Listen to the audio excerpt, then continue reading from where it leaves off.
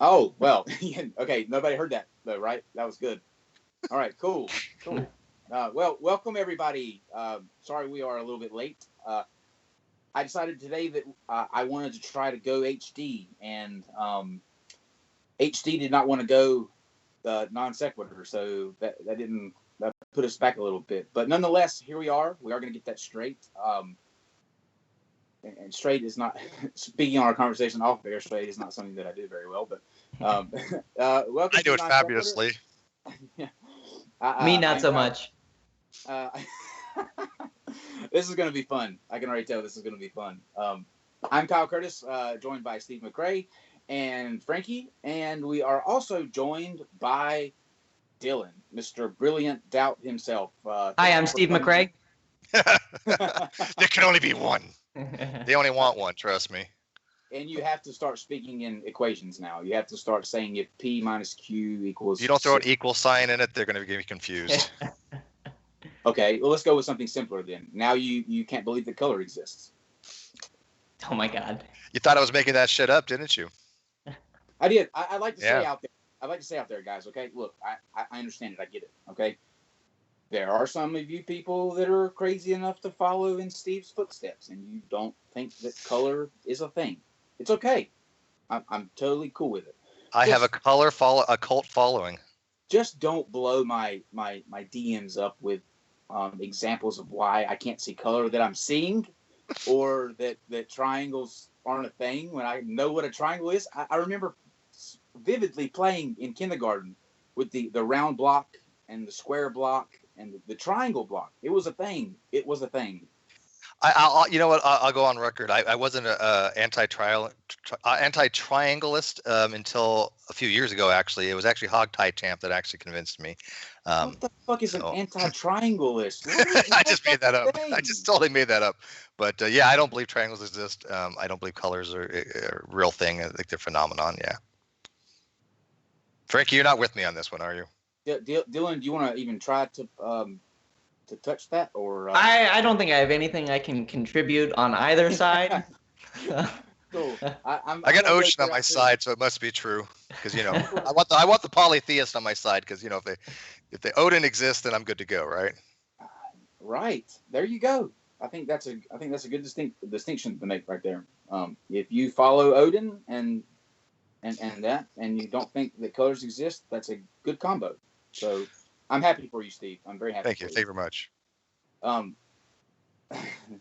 Focus. Okay, so if you guys want to follow us or ask questions at the end of the show, as always, you can leave them in the live chat where Steve will pick them up. I hope. I'm watching it now. Well, I'm just talking about colors, Steve. I don't. You can also tweet them to NonSec Show. That's NonSequitur Show. Our Facebook page is there as well. Same handle. We also have a brand new Discord server that is popping, a lot more popping than we thought it would. So there are some heated debates going on there. If you want to continue these kind of conversations that we have on here, we usually kind of pile those into the Discord afterwards. So you can go and get a piece of the action there. We are starting a new series. And we kind of kicked it off this past Sunday with Telltale Atheist and Lloyd Evans, but we're going to do a thing called Deconverted, where we are going to tackle specific sects of religions and have the people that came out of that onto the show. And I'm very excited about the two next ones that we have coming up. Next Sunday at 8 o'clock, we have one that came out of Mormonism. He has the handle The Naked Mormon. Fantastic content. Go check him out. And then on the following Tuesday, we have a big one, and that is going to be Scientology. Now, this guy has an amazing story coming out of Scientology, so you're not going to want to miss that. To piggyback off of that, I want to tell you guys about two additional shows that we're going to be doing later this month before I get into the next three that we have coming up this week. And that's because I think they're different and unique and exciting, and I think they're going to be a really, really good time. I was contacted by a guy who specializes in ancient coins and currency, and he deals with, the actual pieces like back in the day of Jesus, those things like the silver pieces that Judas Iscariot used, and the coins that were minted after Brutus Maximus killed Julius Caesar. So we're going to do a show called The Trader's Coin, where he's going to come on and talk about these different ancient coins, how they were struck, why they were struck, and that sort of thing. So that's going to be a really cool show. That's going to be the 29th of this month, and you can check more about that at nonsectshow.com/schedule. Also, if this particular gentleman is listening, I started a conversation with someone on Twitter that would be a dream guest of mine. We just happened to, he responded to a tweet that I put out, and I think he's going to come on, but we haven't got the date set in stone. We have a couple that we're working with, but this guy, if any of you guys out there know me, you know that I am obsessed with space. Like, I love all things space, and that Saturn is my absolute favorite planet. This guy was an actual engineer for NASA and worked on the Cassini space probe that went to Saturn. Oh, cool. Yes, and the Huygens probe that flew into Titan, one of Saturn's moons. He had a lot to do with the software that went into that particular probe. So I think it's going to happen. If you're listening, it has to happen, because my dreams will be shattered if it doesn't. And I will keep you guys up to date, but that will be an amazing show if that works out. Okay, so enough of me bloating on. For the rest of this week, we've got tomorrow, free will debate. It's going to be with Reverend Brian Wolfmueller and Joe Sonseed at 6:30 p.m. Eastern. The author of The Big Bang on Thursday. That's at 12:30 in the afternoon. So all of you UK viewers, you can't say that we forget you anymore. That's during the middle of the day. And that's going to be with Dr. Hugh Ross. We will be talking about the Big Bang, and he will be having a discussion on the origins of the Big Bang with Felipe. Forgive me, Felipe, if I massacre your last name, but it's Yasoyevich, I believe it is. And that's at 12:30 on Thursday. The flood debate is on Friday, and that will be with Dr. Joshua Bowen and Captain Han Solo or Robert Rowe at 8:30. And that's it for this week. So Thank you for watching. See you tomorrow. Oh, that did seem like it. That was yeah. But and by the way, the coin guy, his name is not Bickus Dickus, but I like that.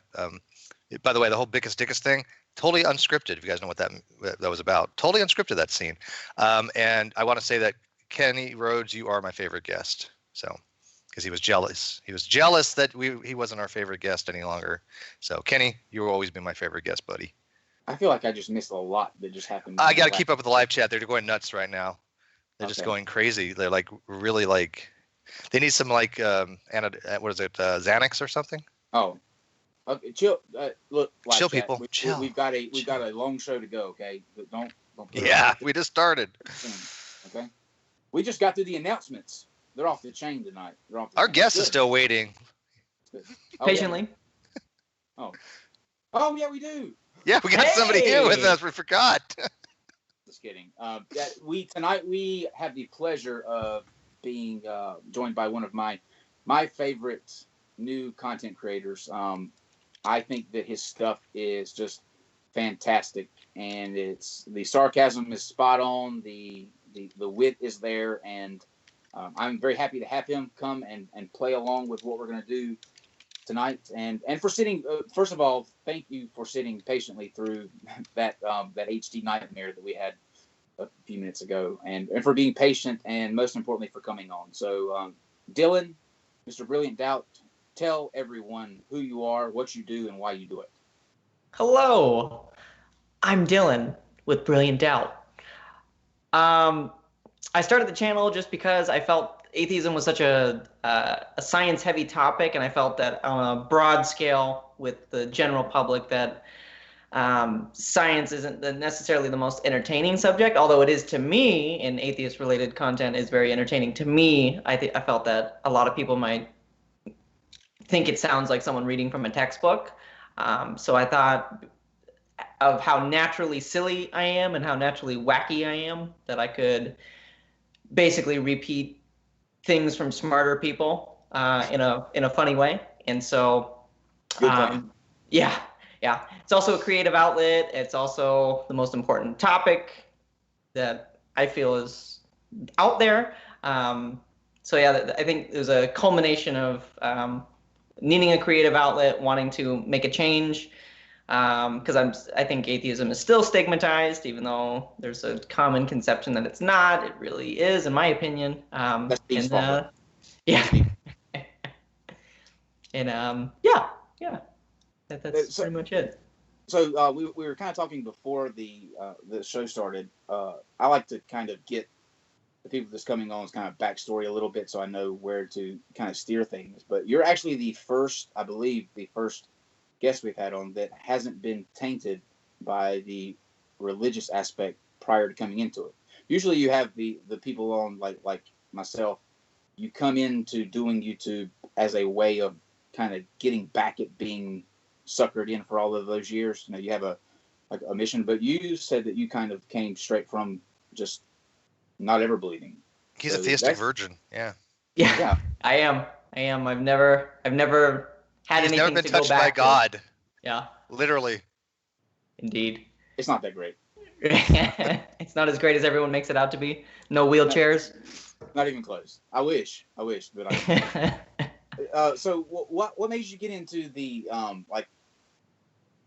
See how I can phrase this, like the activism part, I guess. Because would you consider yourself an activist? You know, some people come on here and they do videos just to kind of um, like you said, a creative outlet and be an extension of who they are. Are you wanting to um, meaning these to be like an activism aspect, or just kind of a hey, come check me out kind of deal? Like No, what definitely. Yeah. Sorry. Definitely activism. It's literally the only topic that I felt that I would be able to devote my life to. And I saw all these people who devote their life to, like, I don't want to say lesser things because that's not the right way to explain it, but less important things in the broad scheme of like global issues. Mhm. So I was like, why can't I? Why can't I devote my life to this topic? And I didn't. There was no reasons as to why I couldn't, and I still. A big motivating factor was, again, that I'm still like, this is a topic that I can't really talk about with really anybody. Right before I went to Faithless Forum, that genetically modified skeptic and a bunch of other creators put together, and before that I had only met to maybe 3 or 4 atheists ever in my entire life, and those 3 that I had met, they didn't really want to talk about it. It wasn't like a big part of their life. It was just like, oh yeah, I don't really believe in God.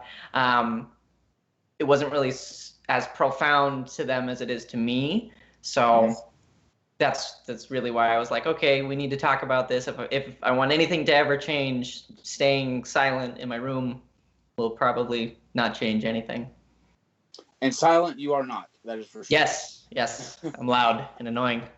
So we're gonna get into a little bit of some different aspects of various religions in terms of what they think about heaven and how they prove God's existence a little bit. But before we do, I have a letter that I would like to read to everyone that was emailed to me today, and this is from a viewer who wanted to tell a story about their kid and Kent Hovind. So gather around, everyone. I have a very cool story to tell, and then we're going to jump into some religious stuff. It says, I discovered you guys on YouTube just this past week, and I'm loving your videos. I just wanted to share a quick story about my 5-year-old walking in while I was watching the Kent Hovind versus Aaron Ra discussion. I find it particularly fitting given Kent's frequent references to 5-year-olds. I was watching the discussion while doing some other things, and my son walked in as Kent made a reference to his belief that people and dinosaurs coexisted. He started laughing hysterically and asked, now this is the 5-year-old, right? The 5-year-old started laughing hysterically and asks, he thinks people were alive when the dinosaurs were? Is he just joking, Daddy? Now I tried to explain to him, no, buddy, that's what he really believes. And my 5-year-old said this, wow, he's not very smart. He doesn't know that dinosaurs lived millions of years ago. I agreed. You're right. He's not that smart, but that's what some people out there think. He came to the following conclusions. You know what I think he said? I think maybe he had a dream that dinosaurs and people lived at the same time, and when he woke up and got confused and didn't know it was a dream, sometimes that almost happens to me. So in the end, I guess Hovind's right. Some ideas are so full of crap that a 5-year-old can see it. Keep up the good work. That was beautiful. Legit, man, legit. Yeah. Yes, that was fantastic. My daughter was similar, but about flat Earth. She's like, "Do people actually think the Earth is flat?" And I'm like, "Yeah, they unfortunately do." She couldn't grasp that. She's like, "God, are they stupid?" Dylan, you do think the Earth is round, right? Negative. Yes. Is it round? He's an Earth-shaped skeptic. You know what though, Steve? After the color thing, I'm not counting anything out. Yeah, you don't know. Yeah, you don't know what's going to be real and what's not real any longer, huh? Your whole paradigm might shift here. I really don't. All reality's changing. Dylan, I was curious while Steve was just talking there. How long does it take you to do one of your videos? I'm always curious about how long it takes to do something like that, because there's a lot of work, like with the script and you're cutting and editing and that sort of thing. Is it a week-long process for you? Days, hours, minutes, seconds? Yeah, I think this is a combination of me being not very good at what I do, but yes, it takes quite a bit of time. The writing, I usually do the writing during the week, so I'll do the research and my paper during the week. That'll usually take me like 45 minutes to an hour, maybe longer, depending on how much research I need to do. And then I work and go to school full time. Both full time, so it's difficult for me to do much else during the week. So all of my filming almost exclusively takes place on a Saturday or Sunday. And the filming, I'm not very good at delivery, and so there's a lot of takes if I want to get like my facial expression right, or if I want to get the delivery to come out right for the most impact that I think is effective. So that'll usually take an hour to an hour and a half usually, and then the editing process takes me the absolute longest. It'll usually take me a minimum of 3.5 hours to edit a video, because I gotta comb through all of my cuts, find the best take that I wanna do, and then I do a lot of like music that I want to put in there. I do all of the graphics that I want to put in there. So that part definitely takes me a while. Usually it'll take me 6 hours on a Saturday or Sunday from start to finish, at least. Don't you hate? I know when I was cutting up the video about the 20 questions, or the questions that we asked that Christians can't answer, I hate sitting there listening to me and watching me. It's horrible. That's the worst. Honestly, it makes me hate the videos by the end of it. I'm so done with it. I legitimately never watch my videos after I'm done editing them, ever. I never watch them because I hate them so much. Same, and that's what sucks for me, because we're getting responses back from people who did these questions, and they put you like in the clip. So I have to, I'm watching everybody's, getting answers, and I'm like, okay, this is cool. And then it gets to me, and I'm like, I can't concentrate. I'm not going to look at what it says, because you take it personal. You know what I mean? Like, I don't care what anybody says. You're going to take it a little personal with their answers. And by the way, guys, we were talking to Dylan a second ago. I think we're going to shoot for Tuesday right now at 7:00 for a big roundtable discussion between some apologists and some people who asked those questions. That's going to be at 7:00 on Tuesday. We're going to kind of bounce back from that. Okay, so we're going to go through a video. I believe the same gentleman made these two videos. And now that we have Frankie and the keeper of the videos, or Silent Bob, I'm sorry, where we can run through them, unlike last time, we can kind of bounce around. But we're going to start with one video that he kind of lays out some groundwork that is irrefutable in the existence of God. And I kind of want to break that down, because that is relevant to the next video and kind of our center point for tonight, which is what everybody can expect to do when they get to heaven. And I think some of the things that, or at least for me, that you hear that you're going to be able to do in heaven is just going to thrill you to death. So let's dive in. Dylan, are you ready? I'm ready. Let's do this. Steve, are you ready? Go for it. Okay. Unfortunately, you're going to have to watch it in black and white. Does God exist, or is he just an imaginary sky fairy that religious people like to believe in because it helps them cope in life? God definitely exists. And I don't want you to just take my word for it. Instead, in this video, I'm going to present to you 10 undeniable facts that prove God is real. But before I do that, make sure and subscribe to my channel and click the bell icon so you don't miss any of my future uploads. Let's get right into it. Fact number 1. Bible prophecy proves the existence of God. If there is a God, and he is omniscient as the Bible claims he is, then he would know the future. The Lord even said in Isaiah chapter 42 verse 9, "Behold, the former things are..." Okay, so he's saying prophecy here is going to prove that God exists. I think that we can all agree that verses in the Bible can be read, to me, for example, completely different than what Dylan would choose them out to be, or what Steve would. Definitely Steve. It would be totally different from what Steve kind of says. So keep that in mind going in, and then once he explains what the prophecy is, we'll see if it holds water. Come to pass, and new things do I declare. Before they spring forth, I tell you of them. Since God said he can predict the future, then we can expect to find prophecies about the future in the Bible. And indeed we do. For example, in the book of Daniel chapter 2, we are given an outline of the rise and fall of world-ruling empires even to modern times. Traditional scholarship maintains that the book of Daniel was written in the 6th century BC, yet it predicts events far ahead of that time. In Daniel chapter 2... Okay, Frankie. I think that's all we need to hear from that one, and Frank will go on to the next question for this. But before I say what I want to say about that, Dylan, do you have any initial thoughts on why this prophecy of nations falling, being a prediction, really doesn't hold up to scrutiny? Yes, the terms are not well defined, so it's like the same kind of thinking that goes along with astrology. So the terms are so vague, they can be applied to a lot of things, and then confirmation bias comes in, and you look for these connections that you can find, and then say, oh, it's proof, self-evident, look at it. Yeah, and also post hoc analysis is a big point, that people do with these things, and all of them, almost all of them, were all conditional. A lot of prophecies are conditional, at least. And so if this, then that, and if this doesn't happen, then that won't happen. So they can people say, well, it didn't come to fruition because it didn't meet the prerequisites for it happening. And you can do that an awful lot. But I think what Dylan says perfect is that these are ill-defined things. What nations? I mean, they're really very, very vague. They're nondescript. They can apply to a lot of different things, and we have the benefit of hindsight. I think that both of you guys pretty much put that one in the coffin. So you're going to do better than that, dude. Let's see what you got next. King Nebuchadnezzar had a dream of a statue made of 4 metals.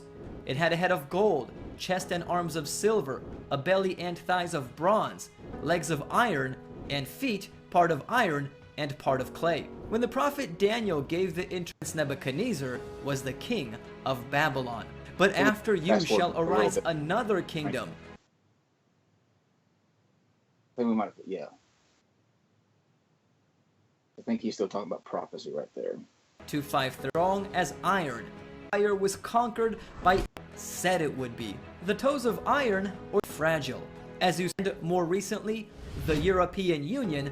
This is talking about the nations of Europe now.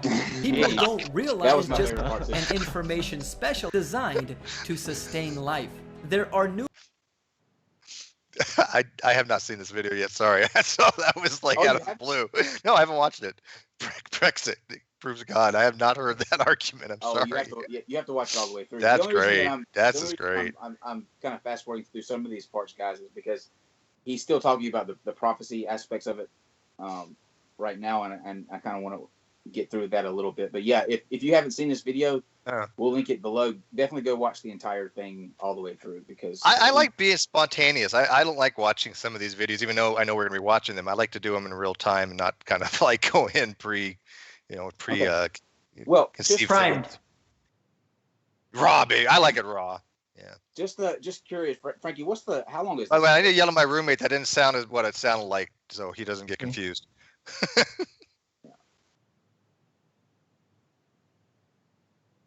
Okay, yeah. We'll see if we can get to the end of this prophecy, guys. But just for time's sake. But if you when you get done watching us here, go to the actual video and watch it. It's wild. It's definitely wild. You want to learn more about that and how to prepare for God's soon coming kingdom? Keep watching to the end of this video. Fact number 2. Here we go. DNA is more complex than a computer program. People don't realize just how amazing our human DNA truly is. It's like an intricate computer program with a code number for each person that is 3 billion letters long. Think about that. And according to what science has learned, 99.9% of our... Yeah. Real quick, before we get into this section, we didn't get a chance to really talk about the prophecy thing real quick, but my question, I'll ask this to theist, is how does one differentiate between a prophecy, a dream, and a lucid dream? I've had lucid dreams all my life, and they're very vivid. They're very intense. They feel like you're actually in a separate reality. I would assume back then people had the same things happen to them. How do we know they were having just lucid dreams that they didn't know how to interpret as being lucid dreams? We know what they are now, but back then they would have seen these things as alternate states of reality and a God talking to them possibly. So how do you make that? How do you discern the difference? That's a good point. That's a very good point. Dylan, anything you want to tack onto that? Yeah, there's a lot going on. I think it's like confirmation bias inception. So he already had established belief in the book, and then once in the book, he found this passage that he wanted to somehow link to something else, and found within the confirmation bias, he found more information that already confirms what he already believes to another belief. It's a stretch. Bibleception. Yes, Bibleception. Bibleception. Hashtag Bibleception, guys. Okay. Because what about the? Oh, go ahead. No, go ahead. I was gonna say, what about the prophecies that haven't come true? You know, like I think it talks about the Bible talks about the Nile drying up, which there's no evidence that ever happened. Still waiting for the blood red moon and all that stuff to happen too. Right. But those prophecies, no. Figurative or stories. John Hagee will be able to point out where the blood red moon is. John Hagee. Don't mess with that man and his blood red moon. Yeah, and the fact that he's actually gone into his books. He's one of the very few people who actually has taken a book, having a new copy. People do put forth a new copy to their books, right? No big deal. But he actually has taken out the prophecies that he totally got wrong and just eliminated like they didn't exist. Why not? Why not? It's like it's just like, okay, that's visionism. I can almost respect that a little bit more than the people who leave it in there. Just like, oh no, just read over that. We got that one wrong. Yeah, I'll say these 10 things. If I get 2 of them right, I'll just keep those for the next, book, and then the other 8, I'll just say, well. The worst for me are the ones that have set a date that the world is going to end, right? And they have their big meeting, and they're all waiting for the world to end, and the world doesn't end. But they don't, nobody in that group, I've never seen one in that group go, okay, I expected the world to end. The world is still here, so therefore I'm completely batshit crazy about what I believe. They set another date, all of them. Okay, we got that one wrong. Fine. World's not going to end there. And they go to the very next date, like it's. Maybe they figure they'll get it right eventually. I've 75 apocalypses, or supposed apocalypses are supposed to happen. 75 of them I've lived through. I'm getting good at it, so bring it on. Nibiru's another one. Do you know anything about Nibiru, Dylan? I do not. Okay, good. That's because it doesn't exist. Of course. You're supposed to say like God. I can't say that because then I would like Steve's an atheist. But that was a good joke set up for you. Steve, you are atheist. Everybody out there knows you're atheist. they let you pretend like you're. They let me agnostic. play with the atheists. They let me in the atheist cool kid club. That's all. They let you pretend like, it's Steve. Let him pretend he's an agnostic. He's not hurting anybody. He's just that crazy old man that don't believe in colors and triangles. He's not harming a fly. Just let him go. Okay. And I don't think Frankie, if you want to when this guy kind of switches to the next point, I think there's a title card that shows that, and we can kind of search for that next one, because this point right here, we don't have to go into any more detail about. He's just saying that DNA is such that it's more complex than a computer code. Yeah, and then they use quote mines from non-biologists, and this canard has been out there forever, and it's ridiculous because we've had many discussions, even if DNA is a code, and I do not believe DNA is a code. I think it can encode for protein, obviously, and you have RNA synthesis, which can be a codon chart, which is code, but the DNA itself, to me, it's just a macromolecule. It has nucleotides. It's comprised of the 4 amino acids plus whatever amino acids. It's not amino acids. Sorry, that's like Neffy. 4 nucleotides, monomers. By the way, Nephilim Free actually thinks DNA is comprised of amino acids. Go figure that one out. But that is like speaking another language to me. I don't even know what that means. Sure. Amino acids what proteins are comprised of and peptide chains. But I asked him more than one time, hey, nephew, do you still think that DNA is comprised of proteins? He's like, yeah, that's the principal component of them. And he's their go-to genetics guy. So if anybody knows anything about genetics, they probably can realize that's not going to be a true statement. But these are just chemistry. They're just molecules held together by molecular forces. That's all. Yeah, but Dylan, before you speak to the DNA thing, I just have 3 letters for you guys out there talking about DNA. ATP. Mayonnaise. ATP. Okay, you know what it means. All right, Dylan, anything you want to throw in about the DNA? I'm not helpful at this junction because I know nothing about sciencey stuff.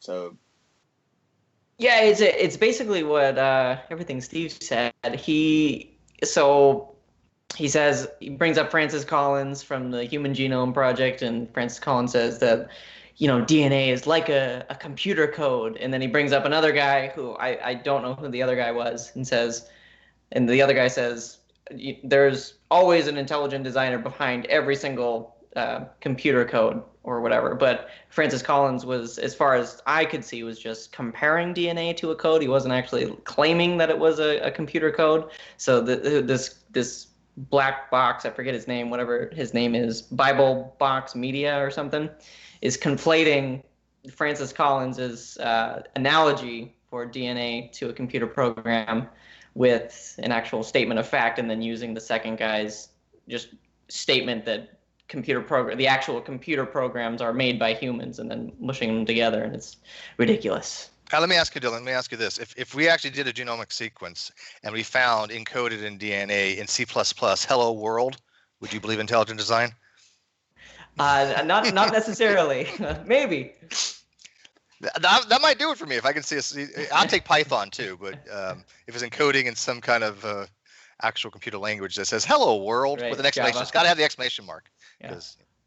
Now, see, this is a conversation I can keep up with. I can do computer code. Have you done the "Hello World"? Come on, we've all done "Hello World" at least once. I can do computer code. I cannot do ATP synthase and that kind of thing. Yeah. And Dylan, you tell me what you think, but I don't know which of these 2 videos that you watched first. I found the heaven one that we're going to see next first, and the entire time he was going through it, I thought this was a parody video. Like I literally, some of them sound like it. You can't tell the difference. Just That's wait the best ones. Wait till we get the. Did you think that at all? Like I seriously thought this was a joke until I saw the rest of the videos, and then I was like, oh, okay, this is not a joke. Right. This is for real. I did not see the 10 things you do in heaven, so I'm legitimately excited to see what that is. It'll be a surprise for everybody. Excellent, cool. Okay, well, let's go to point number 3 on this then. Eternal God of the universe described in the Bible. Fact number 3: the earth is designed to sustain life. There are numerous conditions that a planet needs to meet in order to sustain life that, if altered the slightest amount, would make that planet uninhabitable. And Earth meets all of those conditions. Coincidence? I think not. Stop right there. Dylan. So other planets like hold on, Jupiter is designed not to, hold on, to have life? Steve, we gotta let the guest go first. We have a guest. We are always on the show. Dylan is our guest, so he has to answer first, of course. And go ahead. Then you can go. I'm sorry that he's so rude, Dylan. I'm so sorry. It's okay. It's not gonna happen again. Yes, it will. I came expecting. It's okay.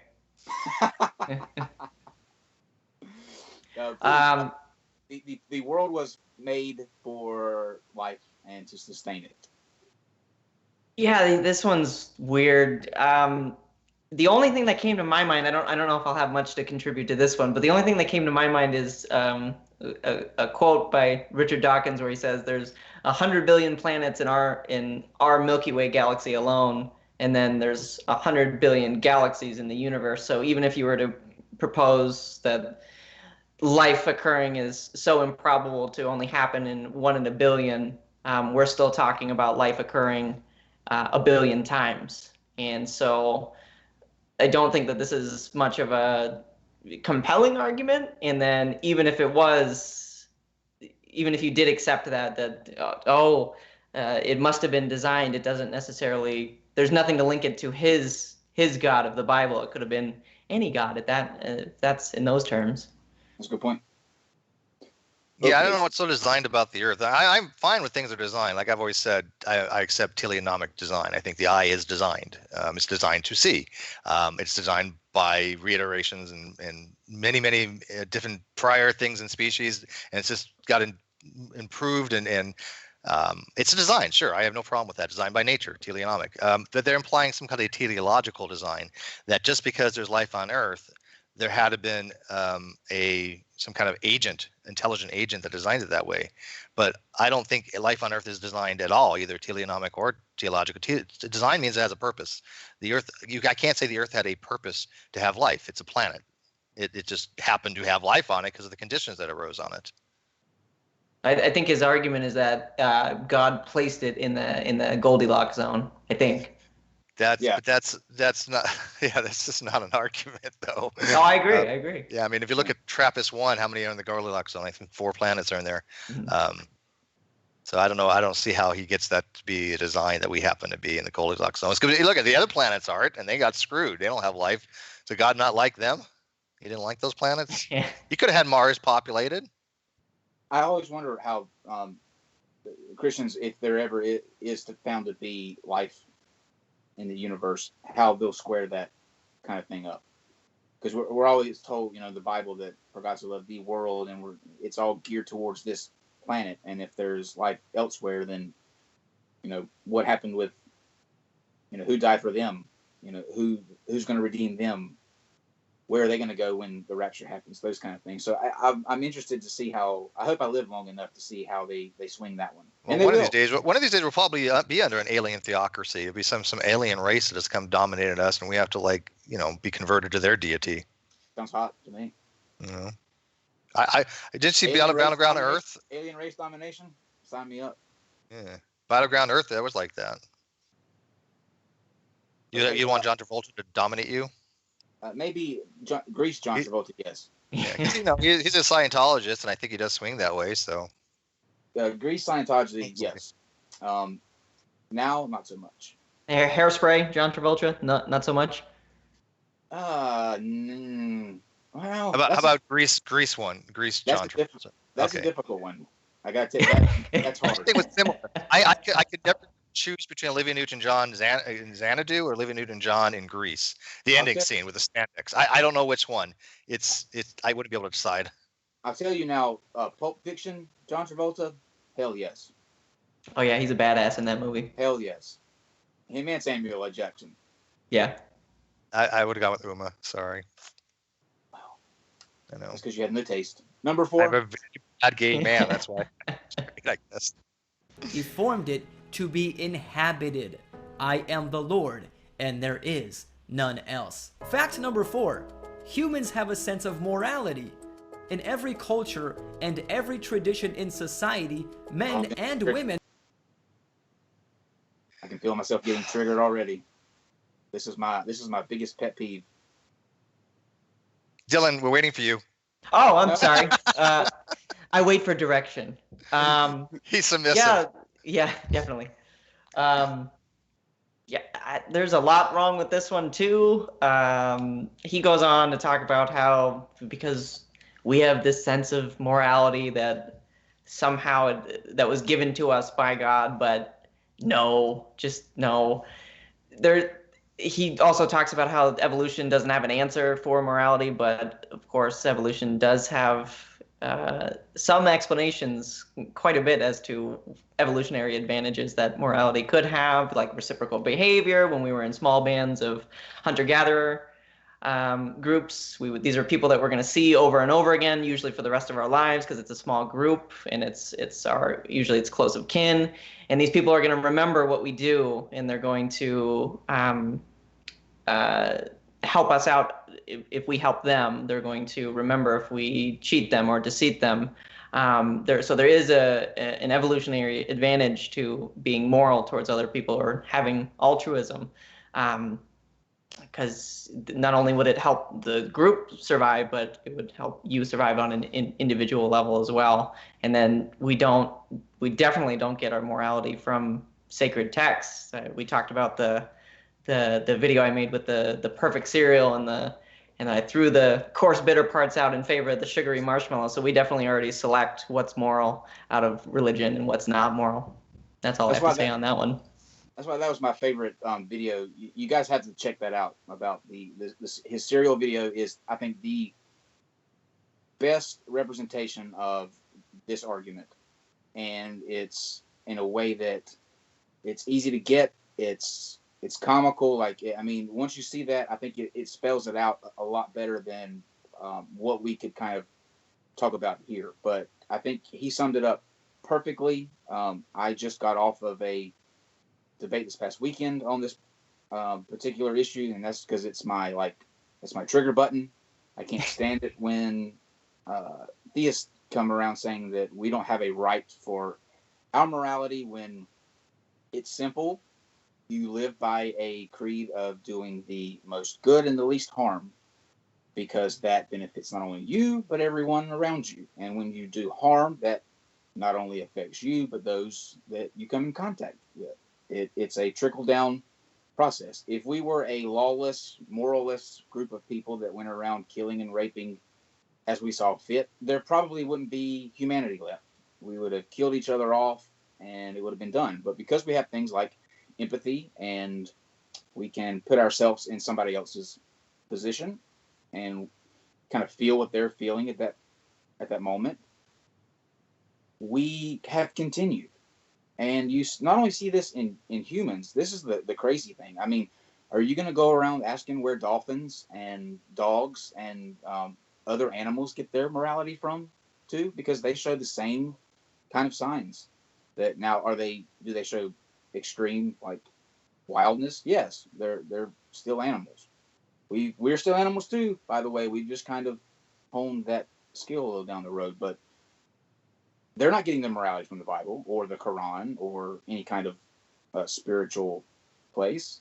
It comes because it's a natural instinct in you to want to continue your type on.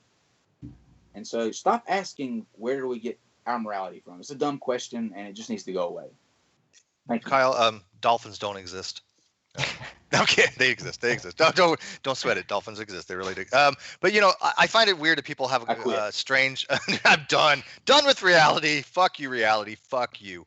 I find it strange that people find it weird that as a society of humans that have we have a bigger brain. We have more intelligence. We understand morality. Now, other species, I think they have morals. I think they do. They may not understand it, but they have morality.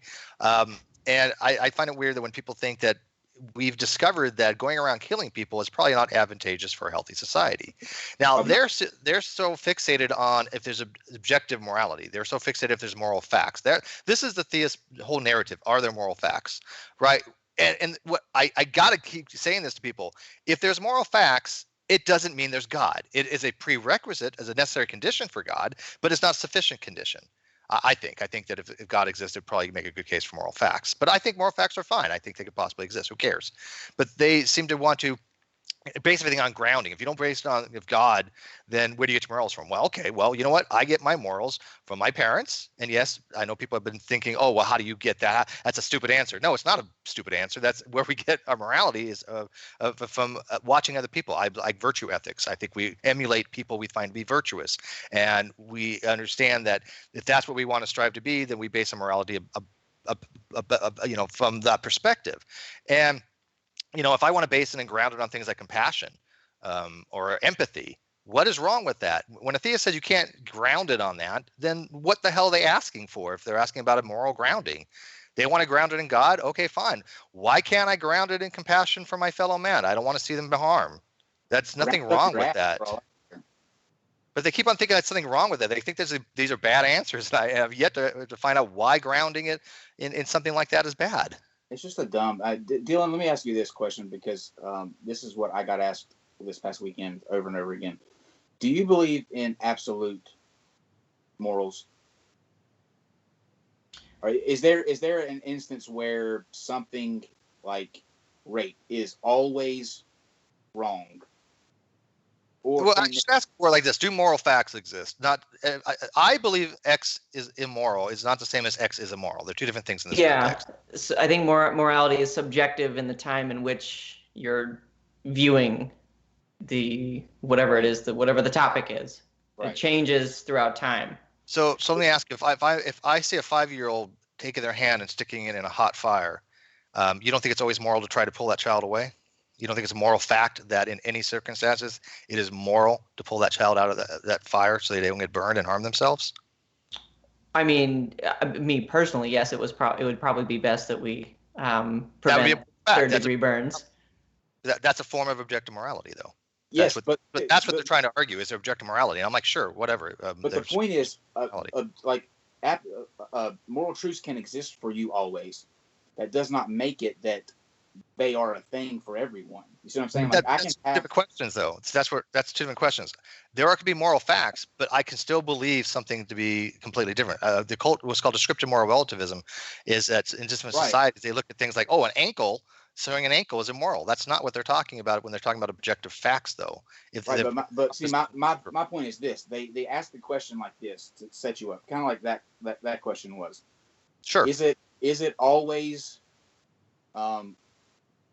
or if you see a kid sticking their arm in the fire, is it always okay to? Well, do we ought to pull their right? Yeah. Objective morality should we ought to pull them out of the fire the way I guess.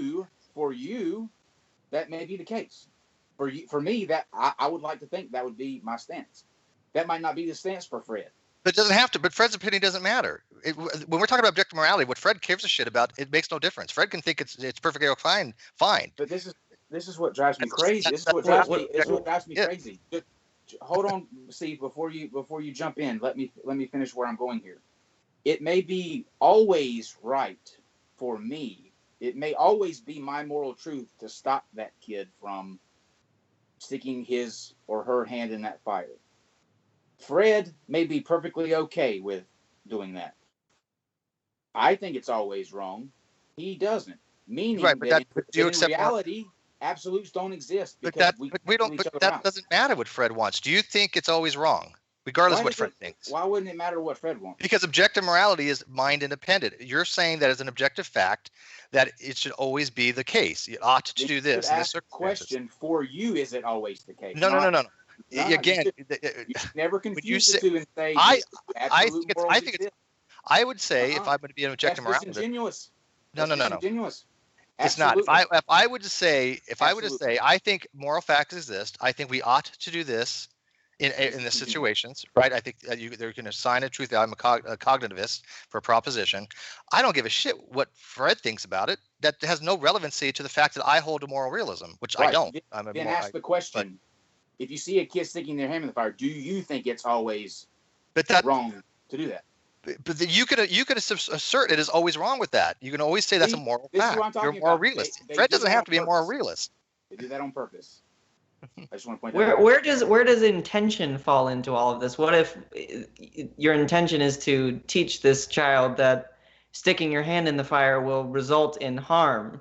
But Well, no, again, So to say that it's always wrong, I don't know if that's the case. but the moral fact would be, given a proposition, in this case, is it always what we ought to do? You can assign a truth value to that, and you can say, yes, that's true. That would be a moral realism approach.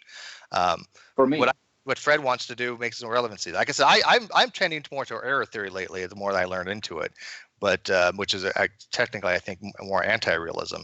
But before the record, guys, moving on. If you're going to ask that question, word it right, and yeah, it's a stop confusing playing the- question. Yeah, I think it's a question to do this kind of stuff, like to confuse people.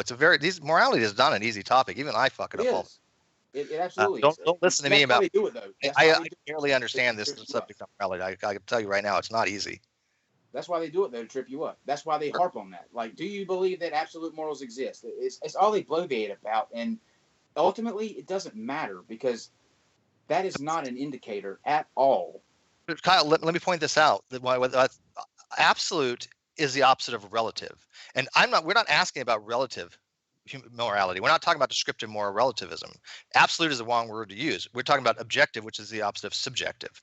I'm using the word that was given to me this week. No, I know. I'm saying not you, but the people using these types of words, they're just throwing a lot of shit out there, and it is confusing to people. Sorry, guys. I just need to get that off my chest. Like, just stop playing the philosophical games and We have ask morals. We just live with it. We have morals. We do understand right and wrong. I got that from my mom and my dad, how to be wrong or right or wrong. If you want to mock me for that in a video, go for it. Fuck off. Yeah, my parents instilled in me the ability to discern between good and bad and right and wrong. And if you want to call that moral relative, realism, sure, that's what it is actually. But I'm still at least trying to formulate my moral positions. I don't think any of these theists that promote this stuff have a well-defined moral framework to begin with. So we could go on about that. I think we've done that one to death. Just ask the questions genuinely from now on, guys. Okay. I agree. I think we're on number 5, I believe. Only on number 5. We're probably gonna have to cut these short so we can get to the heavens. It's gonna get worse. Yeah. God, yea, thy law is within my heart. Fact number 5. There are similarities in the natural world. Have you noticed how nearly all creatures on Earth have similar let's all physical agree to skip features? this one, right? We can go on to number 7. There Wow. are similarities in the world. Yeah, I mean, we kind of touched on. Yeah, that. evolution will have that effect. It's called comparative homology and comparative morphology and comparative anatomy. Evolution, it's a thing. Orderly, natural laws means that there was some kind of intelligence behind them, and that intelligence was God. Fact number 7. Many Here we cultures go. have a flood myth. Flood myths are common across a variety of cultures all over the world and are as old as the most ancient civilizations known to man. The oldest one is the epic stop it of... right there, Frankie. Dylan, this is one of my favorite topics to talk about. What's your opinion on the flood story? It's a work of fiction. All right, moving on to the next one. I hadn't heard it in this way being presented as evidence for God, so it kind of took me back a little bit, but there's so much that saying that there was a world flood affects so many different fields where we would be able to notice this, like geology or geophysics or paleontology, biology, and as far as I know, there's no evidence whatsoever that a worldwide flood occurred. And then, go ahead. I didn't mean to cut you off there. Oh, and then he goes on to talk about how all these other religions have this flood story as well, as if that somehow lends credence to his argument to the exclusivity of his one book. So I was like, okay. That's the for me anyway. I think that's the kicker when it comes to especially the Old Testament and these stories. We've had we've had Dr. Bowen on and Dr. DeMattei on, and they both are well versed and knowledgeable in ancient texts, and both will tell you that there are at least 2 that they have the the actual clay tablet stones, the originals, that tell this story centuries before it came to the Bible.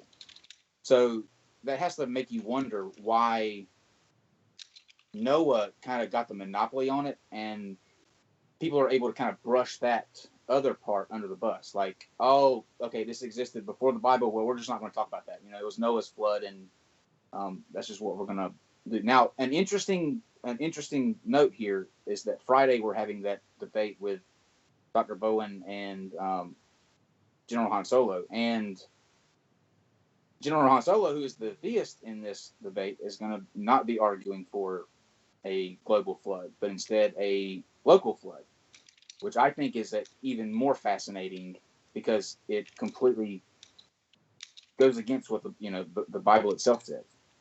So I'm interested to hear that kind of back and forth and how that's going to go. But you can't expect the entire planet to be flooded, everybody die, and there not be any evidence for that. Like in the fossil record, none of that stuff is like mixed up where you would find people with and I'm assuming they think that Ken Ham does think that the dinosaurs were here during this period. So there'll just be evidence of that, and there's not. So yeah, and I find it interesting if there's a local flood or what they would consider to be a global flood, as far as global meaning in the Mesopotamian region, right? To their world, what they know of, the only thing they know.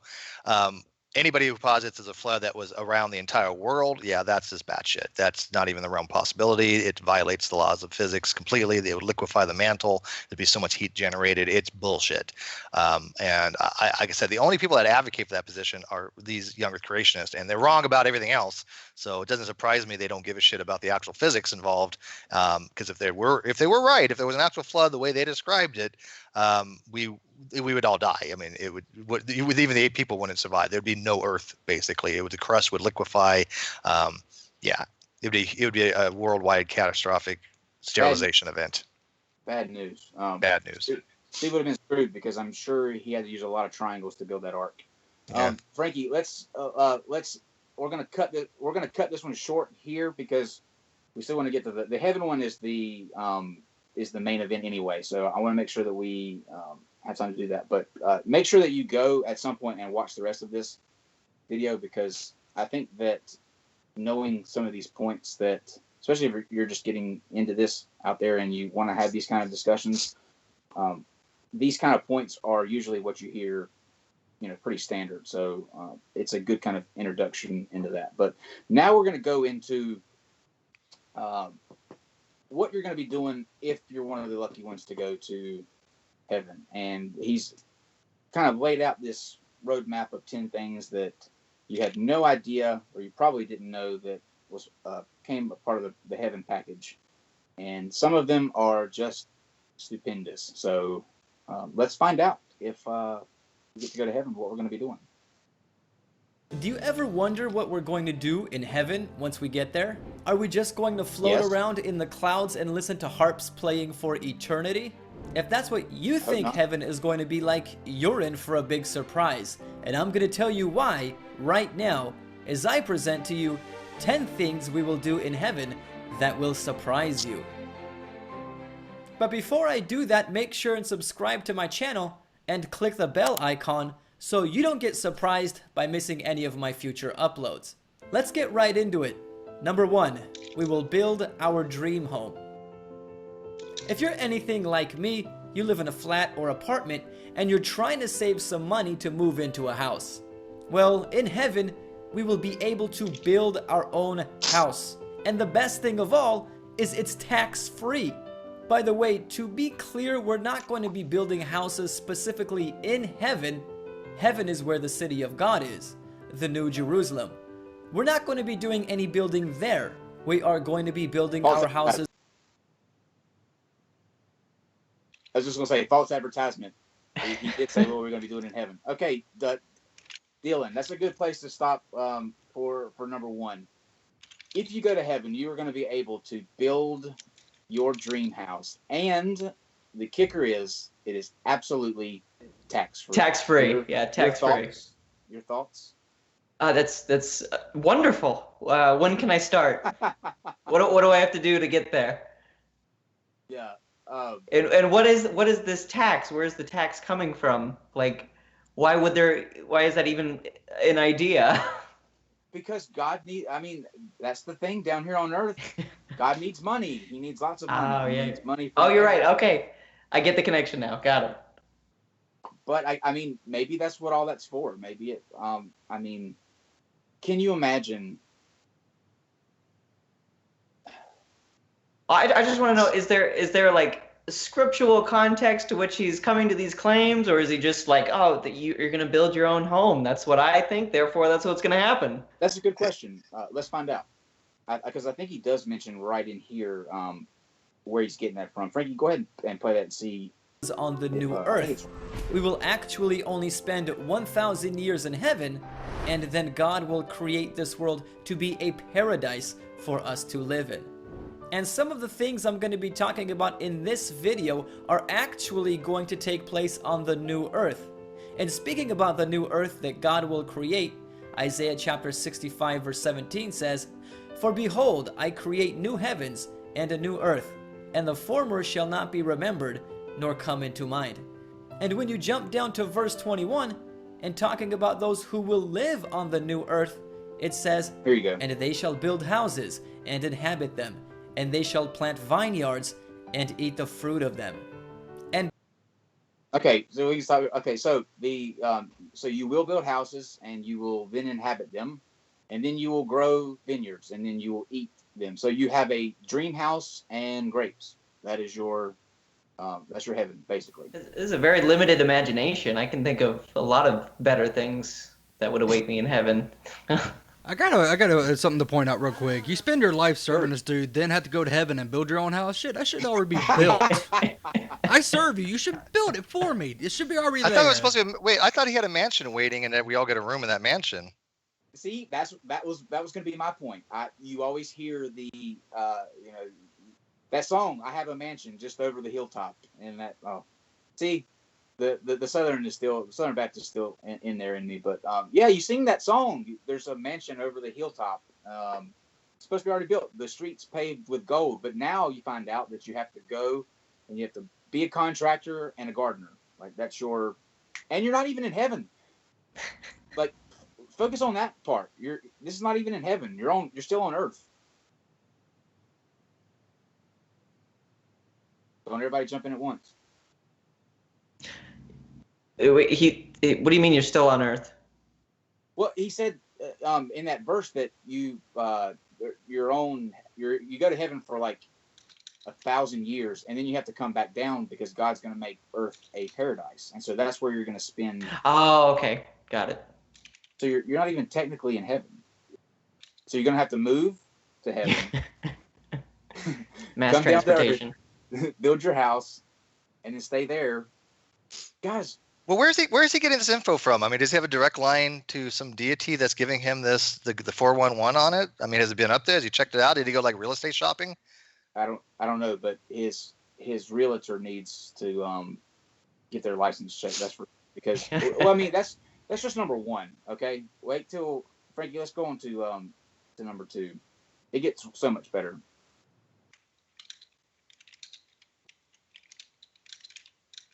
And this is exactly why I was talking about that. Watching this originally, I thought there's no way this is real. Like this cannot be a thing. Here we go. Yeah, it's right where that statue. Wait, was that the Matrix red pill, blue pill thing that I saw? He had two things in his hand, or was that the wounds in his hand? I think that was the wounds, but that's in my way to. Now every time I see those in a crucifix or whatever, I'm gonna be like Matrix. It was out of context. It was out of context. Yeah, but it worked. It worked. You're right there. That's on him again. It's right there. Yeah, right there. At a glance, that looks like red pill, blue pill. Oh, it does. Yeah. Right there, Frankie. Just came to realize I don't have any good questions. I'm going to have to make a list or something before I get to heaven so I can be prepared. Number 3, we will talk to angels. Now, The Bible doesn't flat out say this, at least I'm not aware of any scripture that does, but I think it's pretty safe to assume that if we're going to be able to talk to God, then we're going to be able to talk to angels. And that means we will be able to ask our guardian angels questions as well. I've had a few near-death experiences in my life, and so we'll I'd stop like to that know there. if my I would guardian... find number 4 and talk about this one. So he introduces this as number 3. We will talk to angels. And then a sentence later said, well, I'm not actually sure we're going to be talking to angels. I'm just assuming that since we're all there, we're going to get to talk to them. So, Yeah. Dylan, you ever thought about talking to an angel? Many times. I actually, so this reminds me of a story. So it was true when I said that I never went to church when I was a kid, and my parents never really indoctrinated me in any way. I think when I was 6, I was having a lot of trouble in school. I wanted to just talk all the time, and I didn't really care about school. So my mom brought me to, I don't know what her job title was. It was like a faith healer, or like a faith psychologist type thing, who did not have a degree of any kind. And she would put our hands together like this and say, do you feel the energy between our 2 hands? Meaning the body heat that you can feel when you were doing that. And she would say, that's your guardian angel, Raphael. Can you feel him in between your hands? And I was like, no, I can't feel him.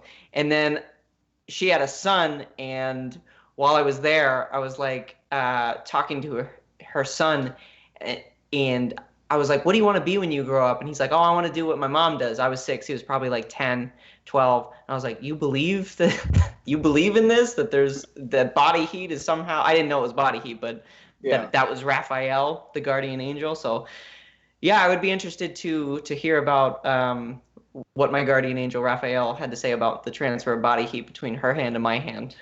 That's a great name for a guardian angel, though, Raphael. Yeah. Yep, I remember that. And a painter and a Teenage Mutant Ninja Turtle.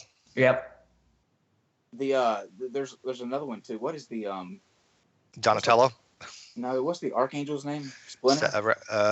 Michael. Gabriel. Yeah, Michael. Yeah. Yeah, I've been touched by a few angels in my day. Usually cost me about $100 a pop, but it's worth it. Oh, you see what you did there? See what you did there? Okay. Number 4, I believe. And my guardian angel protected me. I'd like to know about that. Do you think there were times in your life when your guardian angel protected you? Let me know in the comments section. Number 4, we will be hang on. to Wait. fly. The Bible... Wait. Hey, hang on. Dylan, are you still alive? I'm still alive. Your guardian angel's done it then. There you go. Proof positive. Oh, you're right. Yep. Hey, thank you, Raphael. Thank you, Raphael. You have your evidence. Raphael, where were you earlier when we were having the stream problems in the beginning? There's no guardian angel that gives a shit about OBS. I want to know what he looks like. Is he muscular? Is he small? He's fabulous. So. That's what I'm picturing right now. He's a bear. A bear. Raphael in a leather. Yeah. You know, you got to remember. You got to remember these are warriors of God. You got to remember, angels were the ones that went to go do his bidding and dirty work. So he's probably muscular. Concentrate now. Hairy. I'm to concentrate now. I have Raphael, biker, bear daddy. Biker Raphael. Daddy angel on my head. Hold on. So are the wings feathers then, or is it fur? It's like down. Yeah. Please let it be fur. Raphael, where you at, Raphael? You have fur, right? That was actually something that got brought up a long time ago. People, a part of the community, didn't understand that fur and hair, same thing. You have body fur. Hate to break it to you. The only difference is that we call it hair for humans, but hair and fur, same thing. Steve, why do you insist on bastardizing everything? Colors, You're fucks with your reality, man. You are furry. You're furry. I would never go up to somebody and say, "Hi, your fur looks nice today. I wish I could see what color it was." You know what? You want to fuck with them? Start preening them. Like, you're picking up little things out of their hair and stuff like that. Peck at it. I just said, I believe by listen, biological necessity, you know. he has finally cracked. I believe he has finally just shot the crazy bucket I'm train. gonna have Kyle questioning all of reality at one point. Oh no, sir. I know that colors exist. I know that triangles exist. I'm looking at color right now. But he's just, I making see it up. Frankie. Frankie's hair on his chin makes a very nice beard. His fur does not make a cool woolly coat around his neck. That's not how normal people talk. It keeps my chin warm. Okay. Like I Number said, five. it was call it hair, but it's the only difference is just the name. Frankie, It's let's still get Words, words are our servants, not our masters. yeah. They're not prescriptive; they're descriptive. Hey, wait. That quote, I like that quote. Words It's are Richard Dawkins. Words are our servants, not our masters. That Yeah, is. words don't have intrinsic meaning. I'm writing that down. That's what I'm going to say whenever somebody comes at me with the whole triangle and color thing. They're still figuring objective morality in the live chat. They don't give a shit about the fur thing. That's all they're concerned. We're gonna have to hang out one day on morality, I guess, because it's just confusing. This is what drives me nuts, Dylan. Like you can't, once you bring it up, It never lets go. Yeah. They will not let it go. I mean, it becomes a discussion until one of you either just cracks and you leave, or they finally. It doesn't stop. I can tell this is still a sensitive point, even far in the future. It is, because it's. Kyle's still tripping over the color thing, so that's going to be for another year. He was messaging me talking about it before the show like even was close to starting too. So. Yeah, I did. I told him. I said, I forgot how I worded it, but I said two things to look out for. We're probably going to be talking about that, and is virtue of doubt. I'm sure we will ask before we close out the show. Oh, let me throw this out there. Oh, sorry. Different.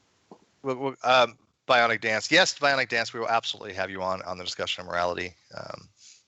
And maybe this time your mic will work, hopefully. So. Yeah. Okay. Last time I had Kate on, for some reason, the angel of Mike didn't come down and fix her mic for you, and it had not evolved properly, I guess. Well, let's clear through these real quick. And that's just the number we can see. Nobody really knows how large the universe actually is. Number 5, we will live in peace and harmony. And speaking about the new earth, Isaiah chapter 65 verse 25 says, one I think that we can kind of get through. I can't wait to hear what Dylan says, but just real quick, we're gonna live. You'll live in peace and harmony, but it'll be very boring. Dylan. Yeah, an eternity of peace and harmony. So those are the only two emotions that you can feel or experience for all of eternity.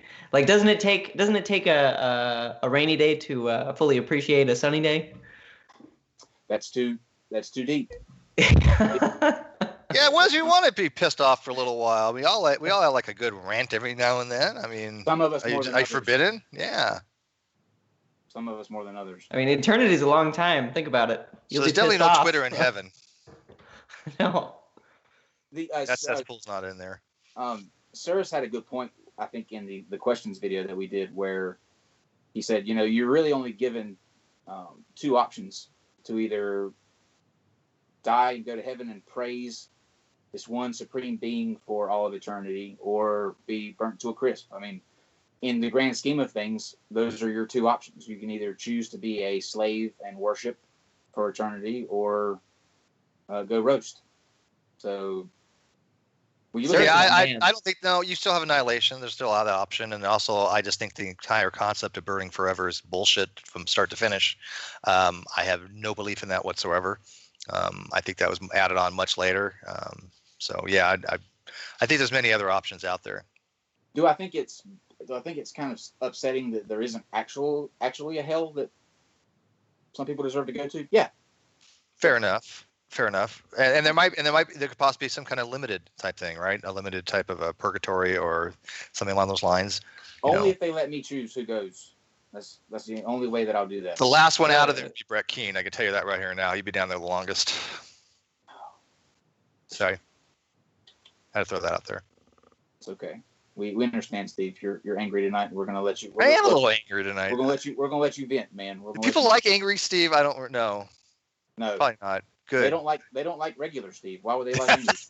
Well, they got like one worse than the other. All right, number 6 or 7, I believe. 6, I think. The wolf and the lamb shall feed together, and the lion shall eat straw like the bullock, and dust shall be the serpent's meat. They shall not hurt nor destroy in all my holy mountain, saith the Lord. And 2 Peter chapter 3 verse 13 says, nevertheless, new heavens treat each other pretty cool. Isaiah, Wait, so for lions as are the new saved now? heavens- Number 6. That sounds Have you not seen awesome, Narnia? but I wonder if Oh, go ahead, Frankie. I'll be able to ride on the back of a lion. That would be pretty cool. Number 6. We will worship God every Sabbath. Isaiah chapter 66 verses 22 through 23 says, for as the new heavens and the new earth, which I will make, shall remain before me, saith the Lord, so shall your seed and your name. Okay, that's pretty much what they do now, isn't it? Right? Like, how is that any different from today? Yeah, well, I don't understand why you would need to do that up there if you've already passed the test, you've already done what you need to do, passed all the requirements, and you're up there. Why would you? I don't understand it either. Yeah. Where did these lions come from? I thought like animals had no soul. Narnia. Have you seen Narnia? No, that was a good series. C.S. Lewis, who was a Christian, that was a damn good series. Go read it if you haven't read Chronicles of Narnia. Well, that's where the lions come from, and the Yellow Brick Road. Don't forget that one either. Which, oddly enough, there will be one in heaven too. Coincidence? I don't think so, America. I think not. Oh. Okay. Number 7.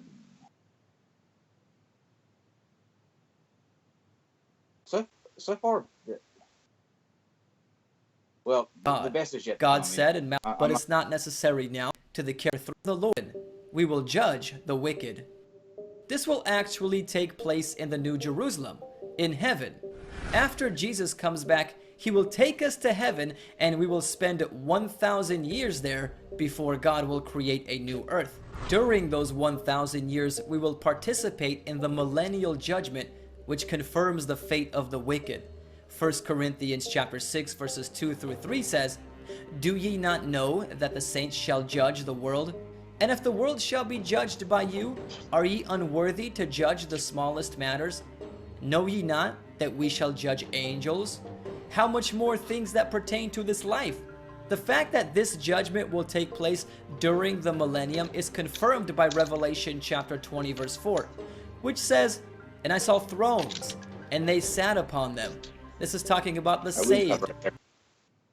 This was the I think sickening and disgusting aspect of religion, and that is that you're going to get caught up into heaven, right, for 1,000 years, and that 1,000 years is going to consist of Christians doing the same thing. Basically, this entire video outlines that you're going to do the same things in heaven that you do here. You're gonna worship God on the Sabbath. You're going to build houses. You're going to plant gardens, and you're going to judge those that you think are wicked. And so, Christians, I think for this video now, you can calm down. You can all relax. You can all take a Sunday off, because you are in heaven now. This is heaven. Welcome, Dylan. You're already there. I think I may have missed something on this one. So once you're already in heaven, they're gonna judge the people who are still on earth, the sinners who are still on earth. Right. Wait, is there what? The rapture. The people. Okay. They're judging the millennials, so every other generation. I got okay. You. Yeah. Oh my God, that would be a hell if the only people left here are the millennials. Yeah, no, that's not a world I want to be a part of. Me either. I'm still a millennial. Yeah, me too. But why is this something to look forward to in heaven? I get that this will surprise you, but why is this something that we should look forward to laugh upon the misfortune of those who didn't make it in? Yeah, that I think that's exactly. And to joy. I mean, if you listen to enough, especially YouTube evangelists that go around on their channels spreading the gospel and talking about repent or see hellfire and all that stuff. They're absolutely going to enjoy that. But the thing that I caught most in that verse that he was reading before was the part of, do you not know that you will judge angels? Okay, so let's get this straight. All right, us people, we're going to go up into heaven. We're going to judge wicked people. And then we're going to turn around and judge angels who never were on this planet in that sense, but it's going to be our job to judge God's angels. Like, what sense does that, in what world does that make sense? Not this world. Not of this world. The sticker. You seen that sticker? It's on the back of people's cars.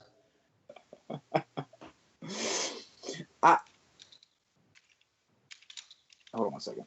Are we still looking for the quote? Yeah. Trying to. I might have. Can't remember which verse. And I'll find the link. I'll find the verse to that, Frankie, if you can't back it up. But he did make a reference to judging. I think it's right there, Frankie. Which particular denomination has the rapture? Is that? I mean, it's not all of them. No, I know Baptists do. Is it Baptist? I believe Pentecostals do. Methodists do. Those Really? kind of, I believe so. We need a godless Iowan in here. Stat. I know that every Sunday at our church you heard about the rapture. I want to say it's right here. All right, go ahead and play that, Frankie. Are ye unworthy to judge the smallest matters? Know ye not that we shall judge angels? How much more things that pertain to this life? I don't follow that. How human Steve, see, find out if somebody in the live chat can answer that. If there's a What's that? How people can go and judge angels? How does that work? That's what it just said. Yeah, I'd be interested to find that. Okay, let's go number 8. That is books of judgment. The wicked will be destroyed in hellfire, and God will create a new heaven and a new earth. Number 8, we will not sin. I guess this is something that we won't do instead of what we will do. I could have reworded it to say we will obey God or something like that, but I wanted to specifically word it this way because it's a direct answer to a question I often get, and that is, will there be sin in heaven? And first of all, the Bible makes it clear that nothing sinful will be able to enter into heaven. Revelation chapter 22, verse... Right there. Now, Dylan, do you catch any kind of examples of them being kind of hypocritical in what he just said when we know what we know, going back to even the 7th example? I actually want to hear him out just a little bit more as to what he has to say about this one. Sure. 14 through 15 says, Blessed are they that do his commandments, that they may have right to the tree of life, and may enter in through the gates into the city. For without are dogs, and sorcerers, and whoremongers, and murderers, and idolaters, and whosoever loveth and maketh a lie. And then there's Nahum chapter 1 verse 9. I thought all dogs go to heaven. Frankie, you're killing it tonight, man. Oh, now On they're fire. talking about free will, so we're gonna have to talk about free will now. Well, hold on. Do we have free will to go to heaven? Hold on. Let Dylan finish listening to because I'm interested now too to see what he says. Which about, says, What do you plot against the Lord? Yeah. He will make a complete end. Trouble will not rise up a second time. Many scholars interpret that to mean that there will be no rebellion and sin in heaven. Not to mention the 2 primary things that tempt us to sin will be eliminated when we get to heaven. Those 2 things are the devil and our sinful nature. The devil will no longer have access to us once we get to heaven, and he will ultimately be thrown into the lake of fire at the end of the millennium. And God will give us new glorified bodies at the second coming of Jesus, which will not have a sinful nature with evil desires. 1 Corinthians chapter 15 calls our new bodies incorrupt, glorious, spiritual, and heavenly, made in the image I can of get God. behind that, actually. But don't I can get behind that. I can get behind that point. Glorious heavenly bodies. Sign me up. Yeah, you're right. I don't know which contradictions you are looking for here. Well, Please do tell. in the previous example, he said that people would be called up and they would have the jobs of judging those who had sinned on earth. Right. Well, judgment is a sin now in the Bible. Like, that's something that you're told not to do. So up there, you're being commanded to do it. That seems contradictory to me, because how can you, if the Bible now tells you, do not judge, lest you be judged, and then he's commanding you to do it up there. I mean, that's just a complete contradiction in itself right there, I think.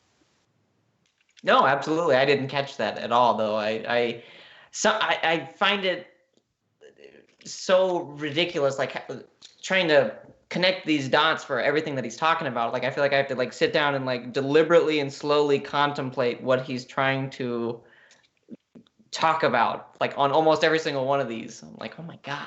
It's not really fair. I don't think that I assume to my detriment that everybody at some point has a kind of an escape from religion story, and I guess I didn't think about it from your end, sitting here looking at it from somebody who didn't, who wasn't indoctrinated with that. Like, for me, hearing this stuff, it's just like, last week, you're bombarded with it growing up. So that's all you hear and you get used to it. So I can imagine what it's like for, some of the things that you hear, especially here on YouTube, where you hear people's stories based on whatever sect of religion they were in. Some of them have to be, hearing them for the first time have to be just absolutely astonishing that would even happen. Yeah, no, I actually agree. I think that you are really onto something that I haven't even. That was definitely a paradigm shift for me just right now. Profound moment. You're probably right, because this happens to me a lot where I'm I don't even know where this is coming from. I hear a lot of things that I'm not familiar with at all, and it might have to do with me being very much closed off to a good majority of religion growing up. It wasn't until I was probably 17 or 18 when I started independently researching, what people believe and why they believe the things they do and the books that go along with them. So yeah, that's accurate. I think it's a good thing though, for you, if I could switch and go back, that's how I would want it, because getting used to some of the things that you hear, Mm-hmm. that you become settled with and accustomed to, I don't think anybody should get used to that. So I genuinely try and understand what anybody is trying to, communicate to me too. And sometimes I just don't follow, and I'm like, oh my God. Yeah. And there are still things that, this past Sunday when we were talking to Telltale and Lloyd with the Jehovah's Witnesses, there are still things that shock even me. And I think that the moment that we get comfortable and let the kind of things that go on in certain religions continue, like with the blood transfusion thing, that to me was the most appalling. Have you heard this, Dylan? The Jehovah's Witness not doing blood transfusions when they need it. Yeah.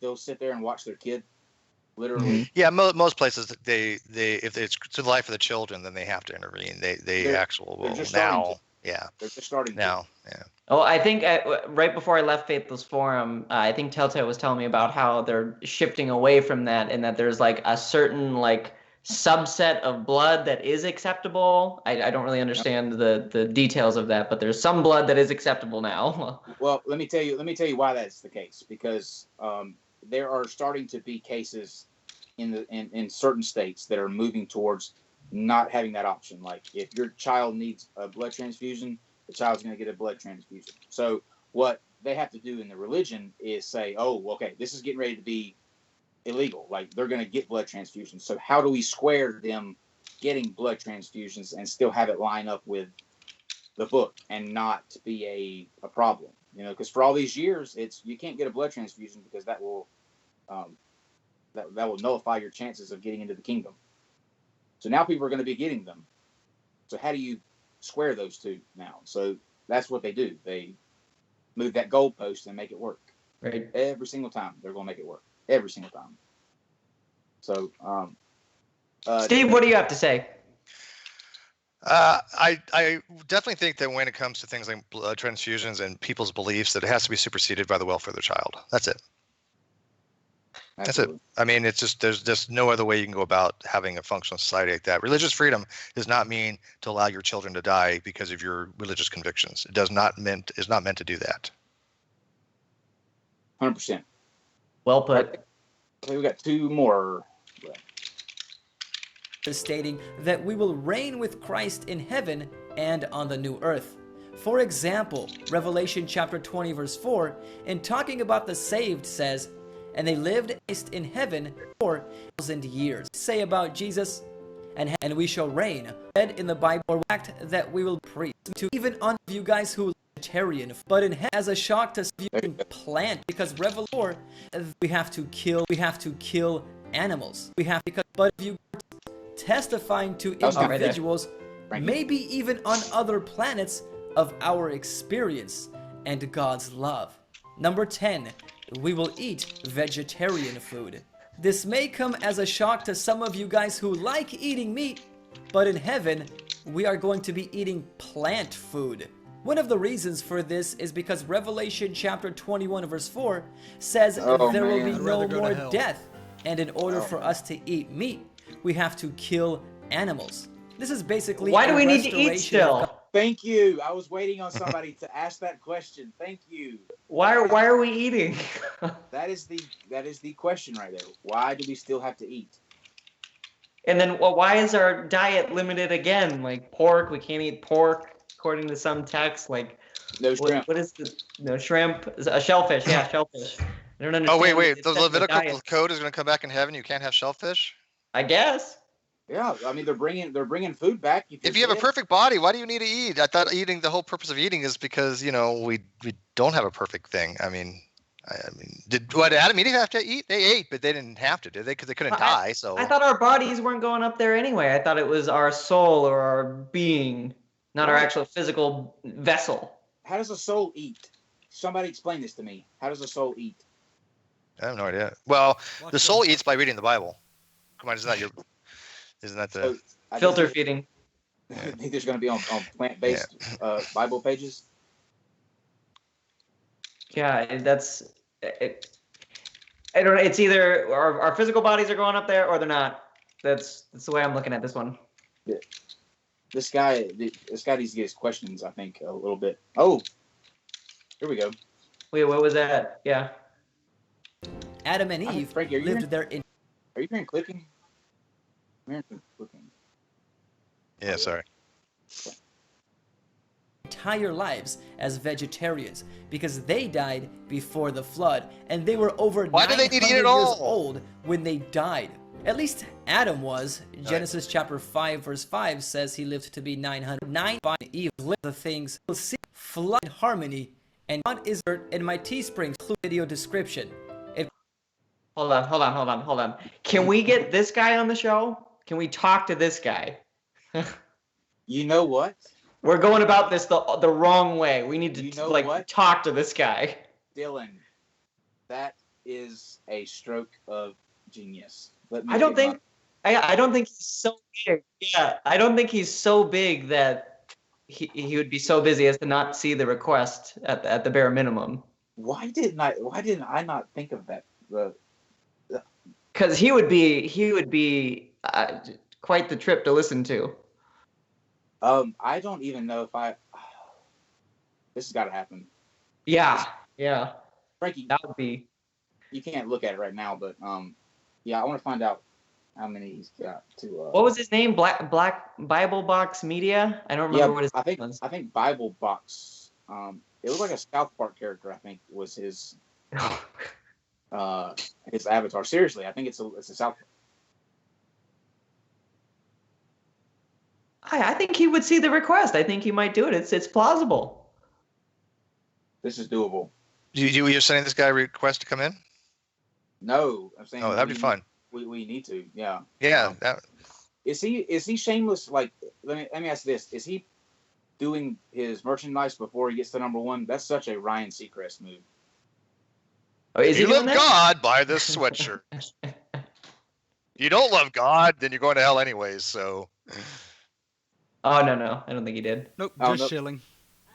Just shilling. So wait, Okay. what was the last one then? Did we miss it? Yeah, I think we missed the last one there, Frankie. Where he was talking to Adam and Eve. Or was that the last one?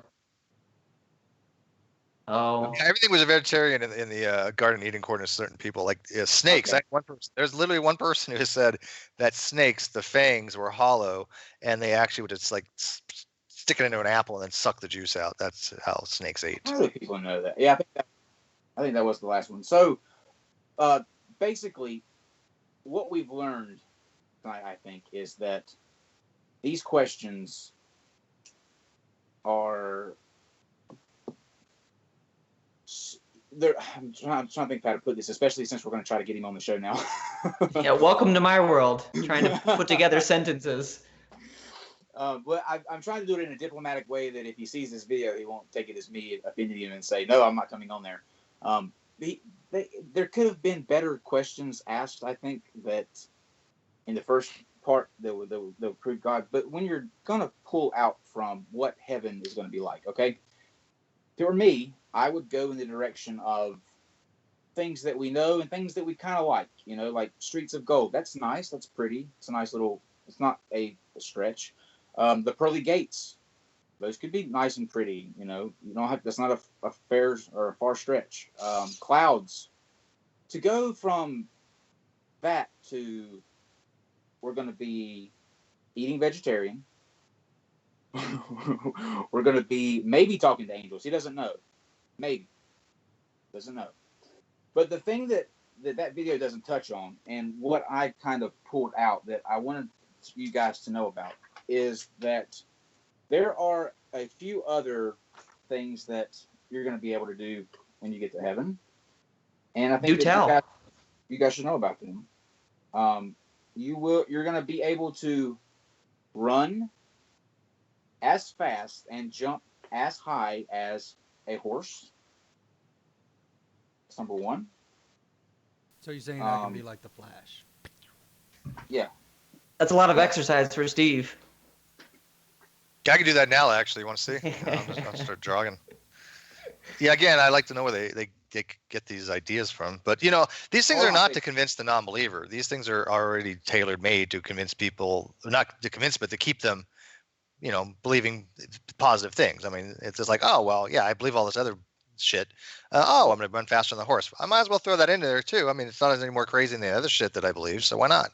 Well, it's not meant to – these videos are not meant for the person that doesn't believe any of this stuff to go, oh, I'm watching this, I'm going to become a believer. I don't think that happens.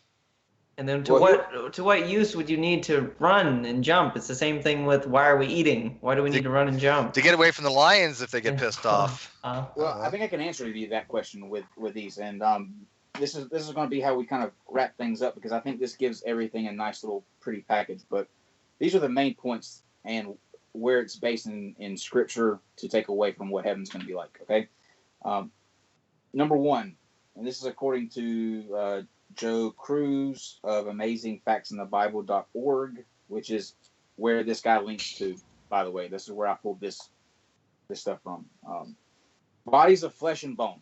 Okay, so it says that this reality is the most wonderful quality. We are going to have real bodies and take up real activities. In fact, in Isaiah 65, we are told that the redeemed will plant vineyards and eat fruit. Them, they're going to build houses. So I guess he's building, what he did here off of that. But I pulled this because this is the first I'm hearing about a religion that speaks that you're going to have your real body, which to me is kind of problematic, because what body are you going to have? Are you going to have, if you live to be 104, are you going to have that body when you go to heaven? Or is it your 20-year-old body? You're supposed to be optimal peak or whatever, like in your 20s or something. My 20-year-old body, please. Oh, I'm sure a lot of people miss your 20-year-old body. Actually, to be honest with you, I was probably right at 300 pounds when I was 20. I used to be a fat boy. I mean, I was fat. I was a big boy. So, yeah, I never got that high. My top was 210.4. You're going to know each other. According to Scripture, this has perplexed millions of people. How will we know that we all know each other there? Many people have the misconception that heaven will be impersonable. The Bible reveals exactly the opposite. So you're going to know everybody that you knew down here up there. And so I guess in some cases that's a blessing, and in some cases that could be the worst thing. Look at Frankie. We already know where he's putting his hat. The city mansions and country estates. You will be satisfied with the home that Jesus is going to get ready for you. It says he's going to prepare a place for you. And you may put your own name in there if you would like, because it's true. You will get a place. He will get a place ready for you, and your name will be on it.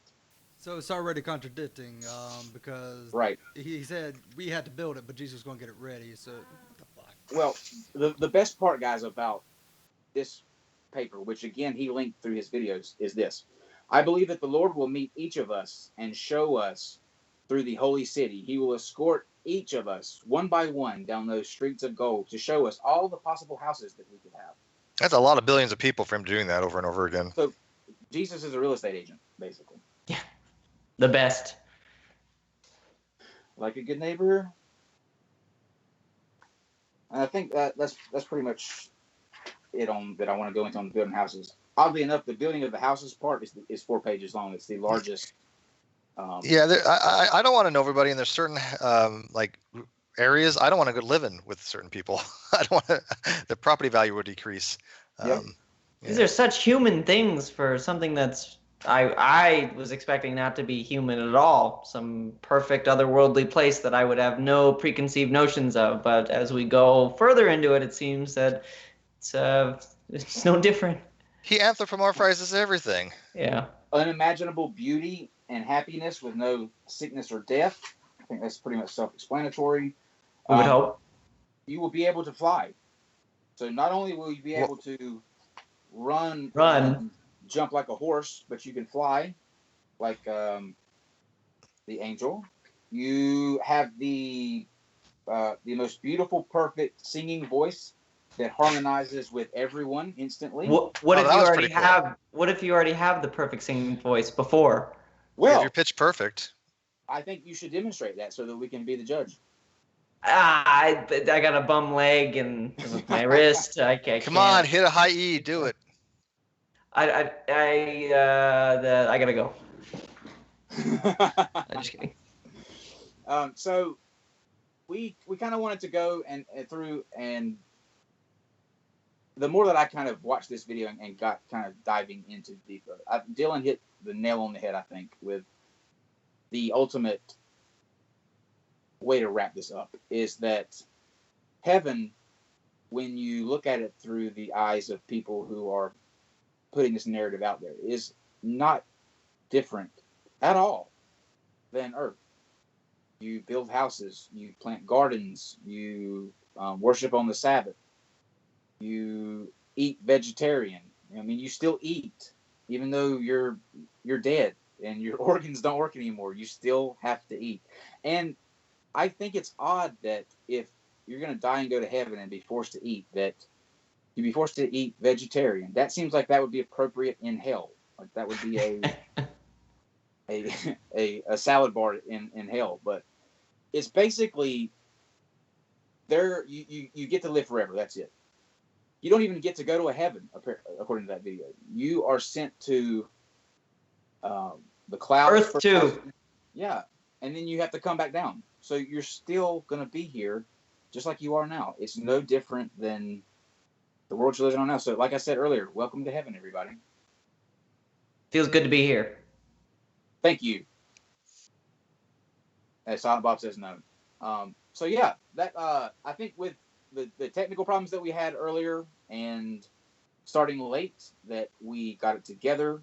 That was a lot of fun. I appreciate you, Dylan, coming on and going through that with us. The tech issues were a pain, but you were patient, and we appreciate that a whole lot. No, thank you. Thank you for having me. I'm sorry there weren't more jokes. I realize how little I have to contribute with these great minds here. Oh, great. Talking about minds. me? Look, Yeah, who the fuck you talking about? Do you know where you're at right now? Yeah. Half of us don't believe that colors exist. Okay, as long as you're not in, Yeah. you got the IQ advantage. So before I let you close out and plug your channel again and all the other kinds of stuff, Frankie or Steve, anything that you want to talk about going on this week? I know Frankie, you've got something that you're working on. No, I'm good. Just Hugh Ross on Thursday, the 10th, 12:30 Eastern. Is that the time? Yes. There you go. Big thing. Yeah. He's awesome. The only thing I got so far is besides we got 2 shows coming up on Thursday. It's going to be a continuation to our debate with SJ. Kyle's going to be there. I think her friend that was supposed to be on with the debate with her, she's going to be on there with her that day. And on Saturday, we're going to have Let's Riff with Hellbent. If you haven't seen him, he's a really popular gamer, and he's got a hell of a voice. Really deep. He's got a very sexy voice. Yeah. So he's going to be coming on our show. So, but that's pretty much Frankie, it we got. When he's on, get him to record. Kyle, you have a text message so that I can play that on my phone. I'll get him to it. But yeah, the Thursday with SJ, her friend actually doesn't support medical marijuana either. So just want to throw that out there. The last debate we did, everybody supported that. But Yeah. It's going there's to going to be be more a rinse. of a discussion, talking about the sources, and I guess she's going to bring, I think, SJ's friend is going to bring up her stuff and stuff like that. So Which you can't watch unless you're over the age of 18, because the last one got popped, and now unless you're 18, you can't hear about facts and data related to marijuana. So yeah, but Dylan, close us out. Talk about your channel one more time, where people can find you if you're on the social sphere, Twitter, all that other kind of stuff. Absolutely. You can find me at Brilliant Doubt on everything. At Brilliant Doubt, #Brilliant Doubt. That's me. I upload videos every Sunday. I try to make them fun. I try to make some laughs. I try to get you to learn something. And just because you don't know the answer doesn't mean you can make one up. And that's me in a nutshell. And he will be with us next Tuesday as part of the Yes. questions. And you can find his channel in the description. Go watch the serial. All of you proponents of morality, go watch the serial and then come talk to me about morality. Actually, don't come talk to me about morality or colors or anything. And we will see you guys tomorrow at 6:30. Eastern.